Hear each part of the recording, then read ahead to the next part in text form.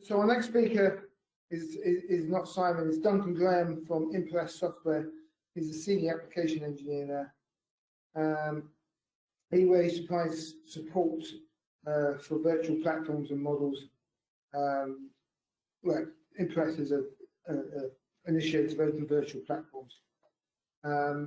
Previously, he worked at Elixir, this is where I also worked, Frontier, Tensilica, Hitachi. He works in both the hardware and the software too, so quite relevant to the previous one. Right, afternoon everybody. Apologies that Simon couldn't make it. I think you might have got a better talk if Simon had been here, but I'll see what I can do. So what I want to talk about, really the headline here is the role of design verification, in particular with the RISC-V processor now becoming prevalent. So just to start off, what is RISC-V? But it's not a processor. It's not open source, and it's not free.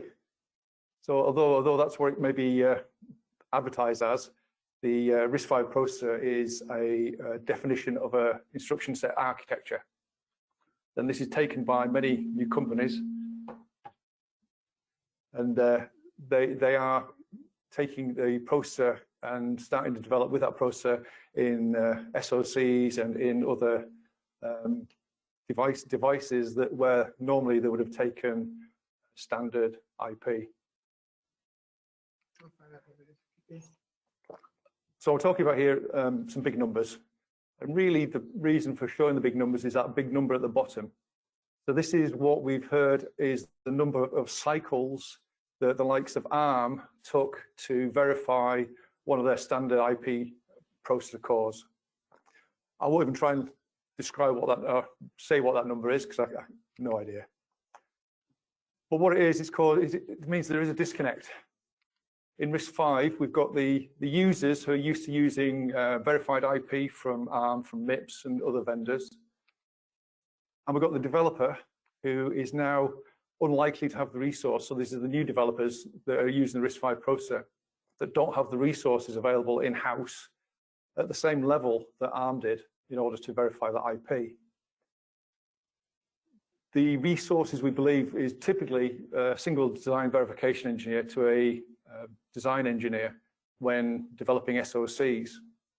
When you have processor IP, then we think it's more realistic that you have 5 design verification engineers to 1 design engineer. And what's happening with RISC-V? You're going from the 1 or 2 IP vendors that are spending all the resources, and you have a plethora of people designing RISC-V processors. And how can this scale? This has to scale in many ways, including the ecosystem. So the ecosystem is now, we think, defined by the software. So the devices are all running software. The software is specific to the environment they're running in. They have various connectivity requirements.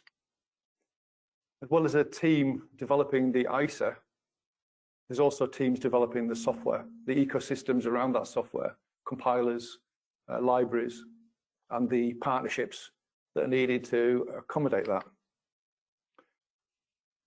But if you're developing your ISAs, you're developing your software, if the devices don't work as needed, then there's nothing there of use. So if the cores and processors are not as expected, the software doesn't run on those cores and processors, and therefore your system fails. So alongside the typical ISA and software developers for SoCs, we now need to also have a huge challenge of the verification of those SoCs and the processors IP contained within them. So putting this big number into context, so that's a lot of cycles, but what does that really mean when it comes to verification? So if you're running on a SystemVerilog simulator with approximate 2,000 cycles a second, that means with 15,000 simulators running in parallel, that's a year of execution time to complete your verification. Not realistic, is it? If we speed that up with hardware accelerators and FPGAs running orders of magnitude faster, then that brings the time down, but that's still equivalent to 30 years on a board. Obviously, you run more in parallel. It's still a huge amount of time. This is a typical numbers for a large full application processor. but it gives you the scale of verification that's needed and the time and effort it takes to actually verify the processor IP. Remember, we're talking about these are companies that are now starting to use and develop their own processor IP, whereas previously they bought in IP, previously verified.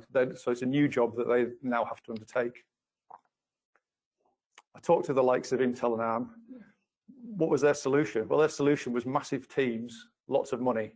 They spent hundreds of millions of dollars on bringing in what they needed in order to create and verify their IP.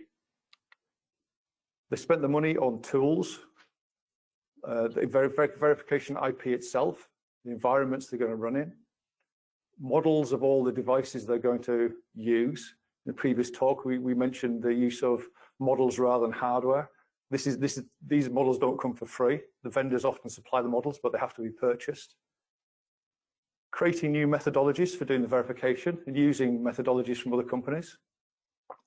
The infrastructure, the boxes to run all these tests on, the infrastructure to maintain that and look after it. And then there's the tests themselves. In order to verify the IP, they have to run lots of tests. They have to create lots of tests. They have to purchase lots of tests. And what they didn't buy, they created. Again, brought more and more people into their teams for the verification of their IP. So we have to accept it. For RISC-V processor, there's a problem, and that is the verification. And that is why we're here today. What we don't want is to be stuck in this situation where many ICEs are no longer used. So all the previous work is wasted. Under a quarter of tapeouts don't work first time. That's huge amounts of revenue into respins of silicon.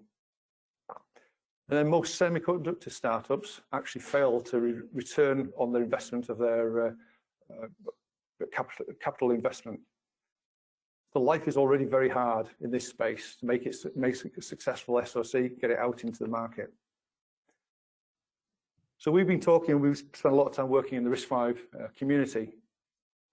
And we've been trying to bring people together and create partnerships and relationships to try and improve the situation. We don't think anyone in any particular vendor in RISC-V usage space can do it alone. So we have to all work together. So what we want to do is partner and collaborate in non-competitive areas, attract players into this environment for verification. So make it something they want to be part of, so they invest time and effort into that. And then also build standards so that what is done on one project can be easily reused on the next other projects. And so what the company that's using RISC-V, what they're doing is creating their own differentiation through how they use the RISC-V processor rather than the basic verification infrastructure and methodologies and tools that are being used. So a little bit about us. Obviously, we're here because we're highly involved in this space. In around about 2008, we started the company creating virtual platforms and reference models. We created models of the processors we see there, ARM, MIPS, PowerPCs, ARC, Tensilica. In 2016, we started looking at RISC-V. So we started off by seeing RISC-V ISA as something of interest that we should be involved with. So we started creating reference models of the extensible ISAs and allowing people to customize those to their own particular use. So in 2018, people started using these reference models and developing an infrastructure around them in order to do their processor IP verification. Over the last 5 years, we've seen this usage increase more and more. And what we started doing is working collaboratively with a number of companies. We did a lot of work with the Open Hardware Group, where we worked in conjunction with them to develop IP and develop resources in order to help them verify the processes that they were creating. And for the last 2 years, we've been working on RISC-V verification standards and methodologies to try and roll this out to many more people and make it more usable to more people.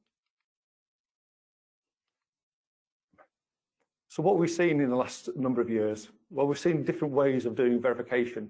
of process. And we have here the quoted verification. Obviously, some people will take this as verification, others will take it as just some simple compliance and testing. Simple tests: can you run a particular program? Does a program start at the reset vector and run to its exit? Programs with computations include them and self-checking. So we can run these programs on our IP and get some level of confidence that the operations of the RTL are as we want them to be. Slightly higher level is compliance testing.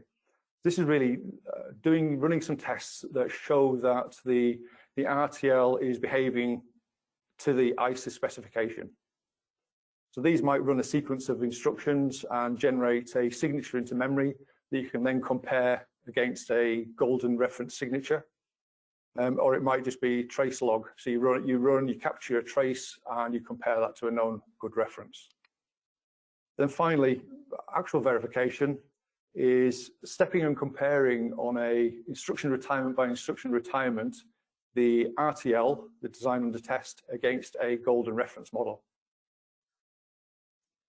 The advantage of this, which I'll come on to, is that we are looking at every single instruction being executed and not just an overall view of it doing the same thing. So we're actually capturing all the internal states and comparing it. And we're doing this asynchronously, so we can immediately see where we are. So taking a step back a little bit, when I talked earlier about working with the open hardware. So in the early days, we came up with a bespoke test bench environment, which we worked alongside them with. So this had the RTL, it developed its own test functional coverage code, it developed its own interfaces between the reference model and the RTL design under test. It developed ways of stepping and comparing. So this is all done on a bespoke basis, which is fine for a one-off, and this device taped out and was successful in silicon. But open hardware now has 8+ cores on the roadmap, and they don't want to have to be hand developing a new test bench and a new way of operating every single time. So this is where we started looking at what the verification needs were. First thing we came up was an open standard called the RISC-V Verification Interface, RVVI. We then looked at how we could have a methodology for continuous step and compare and do co-simulation between an RTL simulator and the reference model, and how we could create that environment. We then looked at functional coverage for things like the standard RISC-V ISA and the standard, so all the subsets of the ISA, but also MMU and PMP. And finally, remember the very big number at the start, in order to bring that time associated with that number of cycles, how we can actually use hardware acceleration as part of this system to improve on our verification time. And then I'll finish off. I'm going to just present a case study. Wally is an open hardware core, and I'll just give you some information on that. So first of all, the RVVI, the RISC-V Verification Interface. So we'll open this as a standard. What it provides is a set of requirements for the RTL, the design of the test, to communicate to the verification side of things. So everybody developing the RTL, the test bench for their RTL, knows exactly what it is they need to create an instance in that environment. As part of that is the RVVI trace. So this is the main connection between the two areas, domains. We then have an API, which is a standard set of functions that allow you to call into and do various things, such as checking and testing registers, the CSRs. And then we have virtual peripherals. So again, this is a standardized way of having a virtual peripheral. So for example, something that generates interrupts into your system. So it can asynchronously generate interrupt into your system to perturb the system. Or it could be that it records the status information for your test running. Or it could be it has a character output methodology. So standardization of the devices. And we work collaboratively for over the last 3 years with companies involved with open hardware. So the open hardware group themselves, also Scilabs, EM Micro, and currently Dolphin and some others we're working with on this, using this standard within their test environments. In terms of the comprehensive, the lockstep, so we want the ability to run the same software. Again, mentioned earlier, that software, you want to be able to run your production software, the same software that runs on the RTL, you want to run that same software on your reference model without any change at all. So here we're able to run that same software in the RTL side and in the reference. We are able to look at the state on every instruction retirement. We're able to look at asynchronous events. So as interrupts and things are generated into the system, we can do that immediately. The difference here than some other methodologies, such as the running a test, comparing signatures, comparing log files, is that we're testing on every instruction retirement, every cycle. So therefore, as soon as an error occurs, we're aware of it. This saves a lot of execution of wasted cycles after that error. It also means you can stop the simulation and the RTL simulation at the same time and immediately go and investigate with a debugger. You can drop straight into a debug environment. And also it means that we're handling the interrupts and debug requests immediately. So they're also in these asynchronous events are all included. Let me just get through this a bit quicker. Functional coverage. So we have an ISA. RISC-V is very extensible. You can also have custom bits. We want to be able to use a machine readable format to actually generate all the coverage. We don't want to have to manually generate the coverage information for each of the different configurations of RISC-V processor. And so as part of the solution is to be able to actually read the current configuration of the RISC-V architecture and generate the appropriate functional coverage that's then executed within your SystemVerilog environment. And again, this all hooks off the same RVVI trace interface that we talked about. This is the same interface for all the information to be gathered. When we get into things like the MMUs, TLBs, the PMP, memory protection, then if we actually have to look at the RTL and exactly what the RTL is doing, we have to probe very deep into that RTL. Rather than doing that, we've come up with a methodology where we actually run scenarios on the reference model. We work out how the scenarios perturb with different MMU and TLB configurations, and then we can use that to drive the test for the scenario coverage of the MMU and the PMP. And finally, we talked about the hardware assisted. So we want here to actually make use of the hardware accelerators from the EDA vendors to be able to run the RTL. And by synthesizing the RVVI interface as well, then we can use exactly the same verification technology in this same environment. And finally, Wally. This is the Harvey Mudd and the Oklahoma State University RISC-V Open Hardware project. We got involved in earlier than January 23. Just say it's configurable, it can be 32-bit or 64-bit, has MMUs. When we were involved, we got to know the guys there. They were already booting Linux on the core, so they were all really chuffed with themselves because they're booting Linux, so it must be perfect, it must be working. We then integrated RVVI and the Empirus DV solution, and we started the execution. What we found was, after 3 days of effort, we found 20+ bugs in their RTL. And then, just jump to the end. When we actually ran it for, I think we ran it for 2 days of simulation, we also found there's a bug in the core that only manifests itself when they got to the boot prompt. So this is what's helping us to move towards the hardware as well. And I'll leave the summary there. Thank you very much.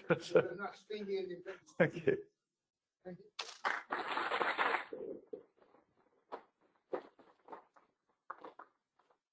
So we've got time for just one quick question. We'll make it one question and then we'll move on to Hi, I had a question. So about like custom extension, like, so if you're working with a company who, I guess you do work, as you mentioned, Yep. like if they have like custom extension which is non-compliant, like how do you deal with this? Because I mean, you also mentioned CSRs. They could have like customized CSRs that breaks, you know, your API, right? So I mean, how do you? Well, there's two parts to this. One is the reference model needs to be able to extend to accommodate the extensions, so new CSRs, new register files, new instructions, and that's built into the reference model. And in terms of the RVVI interface, that is a generic interface which allows them to provide all the data across, even custom. It's not just limited to specific CSRs defined in the ISA, so they can pass over information on custom CSRs and custom logic through that interface. So yes, this is all accommodated. Okay, thank you very much. Thanks, Simon. Yeah, down the